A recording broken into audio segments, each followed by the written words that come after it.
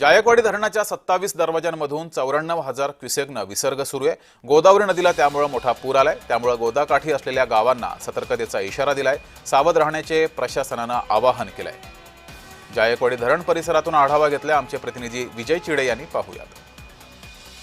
राज्यामध्ये सर्वत्र जर पाहिलं गेलं मागील 4 दिवसांपासून मुसळधार जो आहे तो पाऊस बरसत आहे। त्यामुळे सध्या मराठवाड्यातील संपूर्ण धरणं जे आहे ते देखील 100% भरल्याचे पाहायला मिळत आहे। सध्या मी जायकवाडी धरणाच्या बाहेर आहे। या ठिकाणी जर पाहिलं गेलं तर 27 गेट जे आहे त्याद्वारे आता संपूर्ण पाणी जे आहे ते गोदावरी नदी पात्रामध्ये विसर्ग सोडण्यात आलेला आहे। सध्या जर पाहायला गेलं तर 94,000 क्युसेक्स जे आहे ते आता गोदावरी नदी पात्रामध्ये पाणी सोडण्यात आलेलं आहे आणि त्यामुळे सध्या गोदावरी नदी जी आहे ती दुधडी भरून वाहत असल्याचे आपल्याला या ठिकाणी पाहायला मिळत आहे।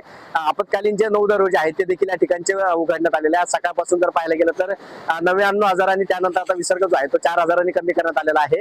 त्यामुळे सध्या 94 ते 95,000 क्युसेक्स जे आहे ते आता गोदावरी नदी पात्रामध्ये जायकवाडी धरणामधून जे आहे ते पाण्याचा विसर्ग करण्यात आलेला आहे। त्यामुळे आता सध्या आपण बघू शकतो या ठिकाणी जी आहे ती मोठी गर्दी जी आहे ती देखील पर्यटकांची आपल्याला झाल्याची पाहायला मिळत आहे। कारण सध्या 27 दरवाजेद्वारे जे आहे आता गोदावरीमध्ये पाणी सोडण्यात आलेलं आहे आणि त्यामुळे आता नदीकाठचे जे गाव आहेत त्या गावांना सतर्कतेचा इशारा जो आहे तो देखील देण्यात आलेला आहे। सध्या जर पाहायला गेलं तर गोदावरी नदीकाठचे अनेक गावं जे आहेत ते पाण्याखाली गेल्याचे पाहायला मिळतात।